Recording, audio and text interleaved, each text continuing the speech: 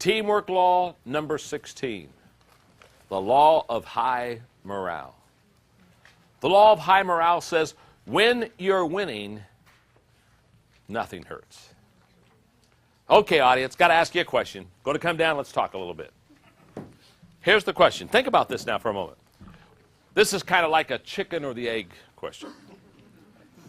Which comes first to a winning team? Or to a team, not to a winning team. Just which comes first to a team? High morale or winning? Now think about it. I'm not saying you're wrong. Just think about it. High morale? Does high morale come before winning? Or does winning come before high morale? It's a pretty good question, isn't it? All right, let's take a poll. And you got to vote. Don't do this, I'm praying about it.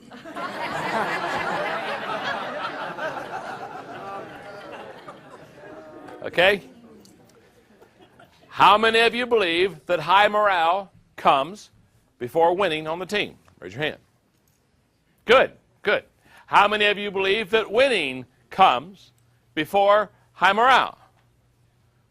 Good. Evenly split. Conclusion? Don't have a clue.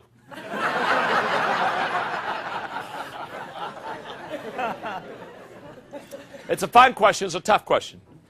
I'm not even really sure there's an answer. But let me walk you through it for a moment. Here's what I know. When you are winning, high morale is automatic. Is that not true? I mean, I've never seen a winning team with low morale.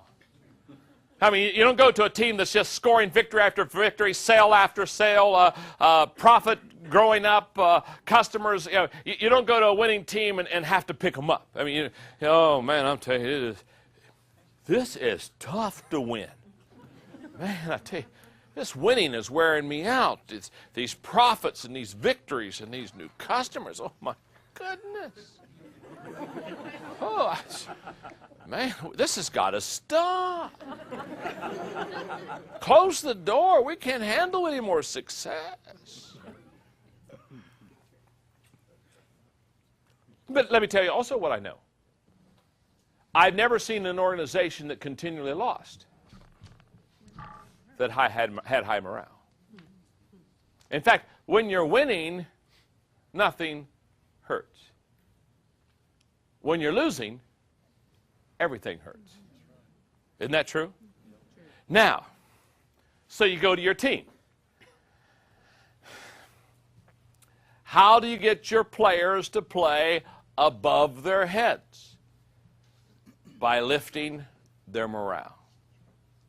So therefore, as a leader, if this is my team right here, and they haven't been winning, the way to start winning is by lifting morale.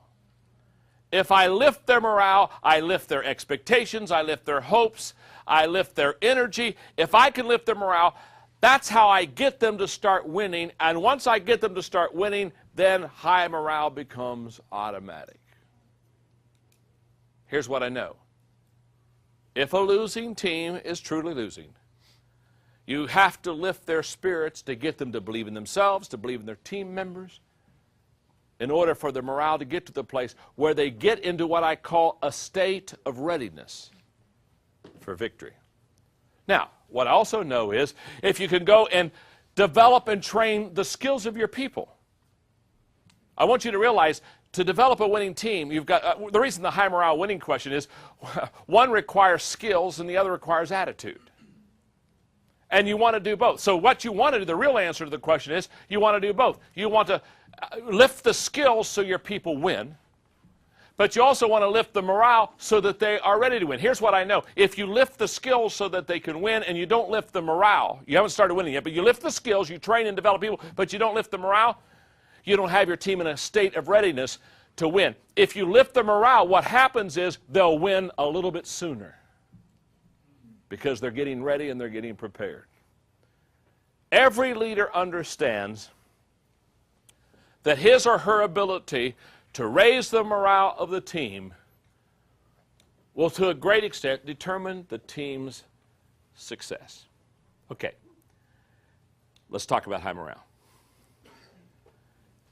There are 5 reasons why a team needs high morale. Number 1, high morale is the great exaggerator. As I said just a moment ago, when you're winning, nothing hurts. When you're losing, everything hurts. Now, do you notice the exaggeration of morale? It either makes you bigger than life or smaller than life. It makes you over the top or under the heap. When you're winning and when your morale is high, people think, if you're the leader, people think that you're better than you really are. Do you realize that? And when you're winning, people think the team is better than it is. It's a great example. When you're losing, you know what? If you're the leader and your team just keeps losing, you're 0 for 86.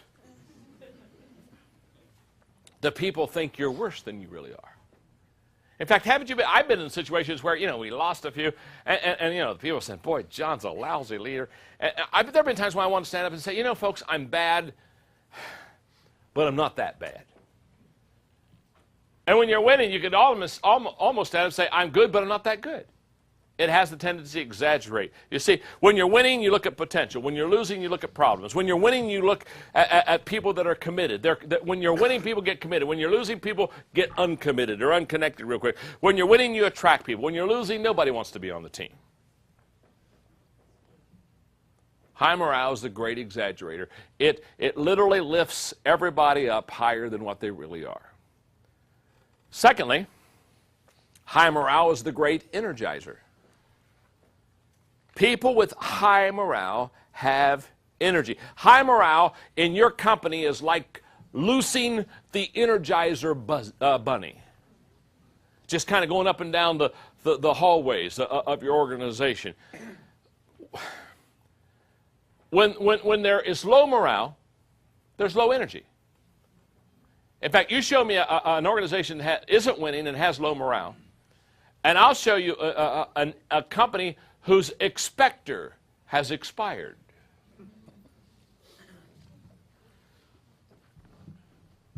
Number 3, high morale is the great elevator. It lifts people. It allows people, we've heard this expression many times, to play over their heads. Now, when a commentator is talking about a ball team and he said, oh my goodness, they're playing way over their heads. Now what does that mean? Does that mean that they've climbed a ladder and they're playing way up above their heads? No. What it means is they're playing on a level that they truly don't have the ability to sustain play on. They have been lifted. And high morale elevates and lifts people to a higher level. I'm going to give you, let me just take a time out here and tell the story. Let me give you a classic illustration of high morale or low morale. When I lived in San Diego, every year we went to the Holiday Bowl. That's a bowl during the end of the year in December, and a couple college teams come out and they play the bowl. And so myself and 3 of my buddies, every year we went to the Holiday Bowl. It was just kind of a tradition. We go out to eat, go to the Holiday Bowl, have a great time. Okay. We're at the Holiday Bowl, I don't know, probably about 10 years ago now. And the game, for San Diego, it's an unusually cold night. Usually San Diego is very nice, but it was a nice, moderate temperature. But this night it's kind of cold. It's just not a nice, good night. And the game is boring. And we're in the third quarter, and I looked at my buddies, and I said, this is a boring game. And I said, look at people. And I mean, people were disinterested. They're talking to each other. But I mean, there's not any kind of energy in this game. And I didn't think at that time that I was going to do anything about it, but I just noticed that there was a major kind of a pathetic disinterest in the game. And about that time, I looked down in our area, down at the bottom of our area, and there was a guy there, an old fellow that was a San Diego kind of standard, who always sold newspapers at all the games. An old fella, and everybody loved him, and people bought his. He'd go around and he'd sell newspapers during the game. And I saw him down there. It was a cold night, and he had a lot of newspapers. He wasn't doing good. So I looked at my buddies, and I said, I'm going to make this guy's night. So I said, come on up here. And so he came up there, and he had 20 newspapers or whatever. He had some newspapers. And so I looked at him, and he said, you want a newspaper? I said, and so he started sending one down. I said, no. I said, I want all of your newspapers. I said, it's a cold night. Go home. Give me all your newspapers. I'll pay for them. And so he looked at me and said, you want all the newspapers? I said, yeah, I want all the newspapers. So he sent them all down, and I gave him some money. And you know, he's kind of talking to himself. He's walking away. And I tell my buddies, and I said, now, if he's smart, he won't go home. If he's smart, he'll go down to wherever he gets his newspapers and say to them, I found a guy who bought all of my newspapers. I said, if he has any business savvy, he won't go home. He'll come back and see if this fish will bite again. And in the meantime, while he's gone, the guy said, what are you going to do with the newspapers? I said, well, it's obviously a boring game. So I said, let's pass them out. So I stood up and I said, I bought a whole bunch of newspapers. And I said, it's a boring game. So if you'll tell me what section of the paper you'd like, we'll pass out newspapers. And somebody said, I want the sports sections, and I want the business section, I want the life section, I want the front. So we started passing out sections of the newspaper. So we got about 50 or 60 people with a newspaper now. And sure enough, I just get them passing the newspaper out, getting it all taken care of. And the guy is standing below again with a stack of newspapers. And he's just looking up at me.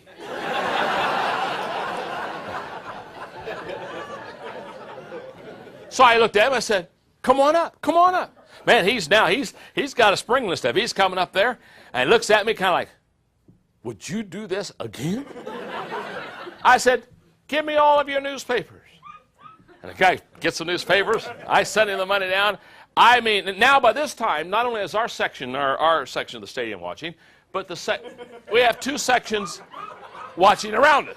I mean, again, the game is boring. You might as well watch where the action is. Now I get the newspapers. Now everybody knows what I'm going to do. The guy takes off. I'm now passing out the newspapers again. We're not only filling out our section, but now the sections of the paper are going to the section beside us and the section around us. And people are yelling, thanks a lot. I didn't get to read it before I left home today. You know what I mean?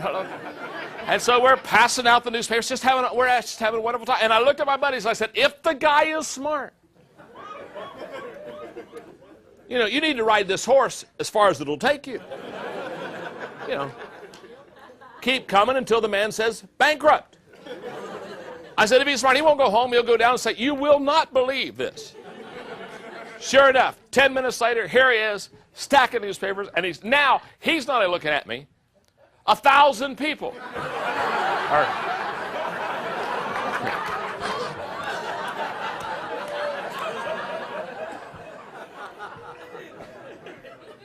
Well, I'm not going to disappoint the boy. I said, come on up. He's coming, and wife's coming down, and everybody's cheering. Everybody, pat him on the back. Attaboy, attaboy. Bankrupt the stupid man. Bankrupt the stupid man. He gets to the end of my row, looks at me. Do you want them all? I said, send them down. I reach into my pocket. The guy at the end of the row says, wait a minute. You've had enough fun. He said, it's my turn. I'll buy the newspaper. He reaches in, he pays the guy. Now we have community. We have a team. We've got a team going now. I mean, we're sharing expenses. We're in this baby together. He's passing out newspapers.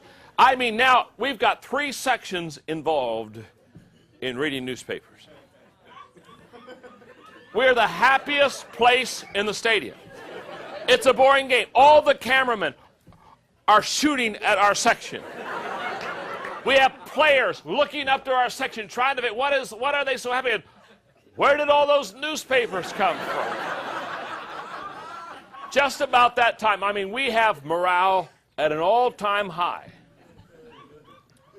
I'm talking to some guys beside me. I turn around, and when I turn around, right in front of me standing is a peanut vendor.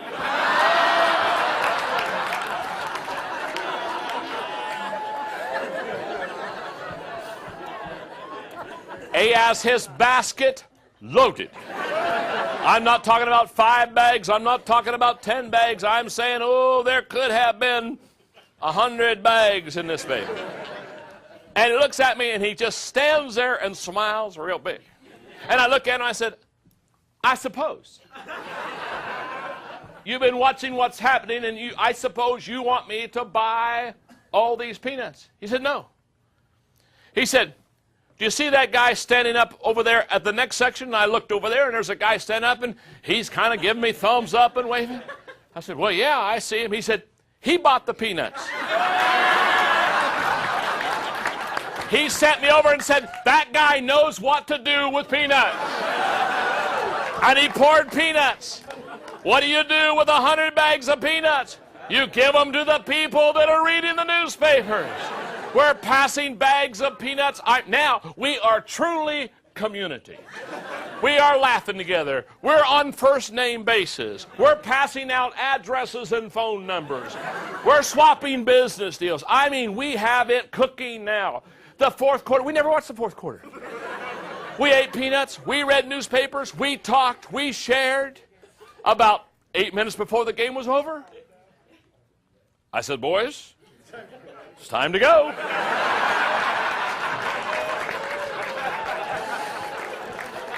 We get up. And when we get up, 3 sections of the stadium stand up and give us a standing ovation.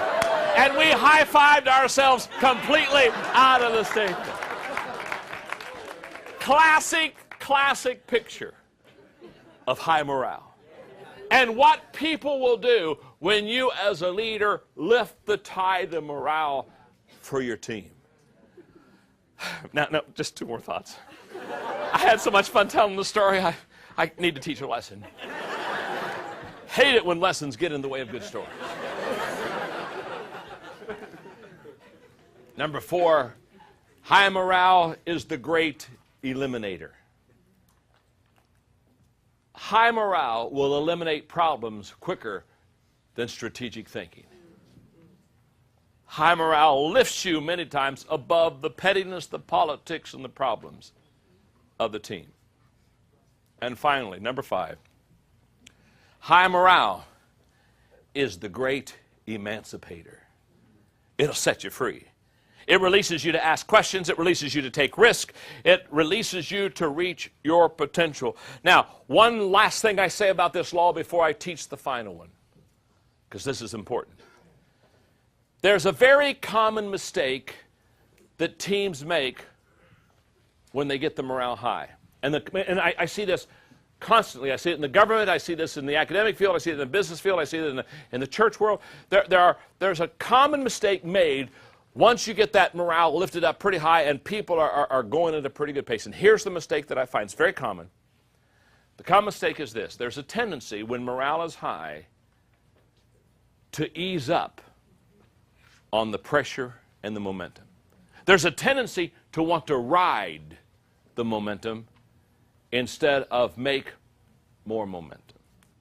There's a tendency to say, man, things are going so good. I don't even hardly have to touch it right now and the company's growing. And look at the profits and my goodness, the people are coming early. And there's a tendency for you to sit back and enjoy the momentum instead of make more momentum. Now let me just say what you need to do. Once you get the ball rolling, keep it rolling. Never let it stop. You work hardest when the momentum is the highest. They say, oh, John, I mean, things are kind of carrying their own. Shouldn't I, this is the time to take it easy? No. Let me tell you the time to, can I tell you the time to rest and take it easy? When you don't have any momentum. The train stopped. It's the safest time to get off. That's when you rest. Take a breather. Say, we weren't going anywhere anyway. I'll take a vacation. Nothing's happening. And during that time of resting, think. What stopped the momentum? Start problem solving. How do I get the momentum going? But once you have the big mo going, keep pushing it. Because that's going to give you the highest return and results.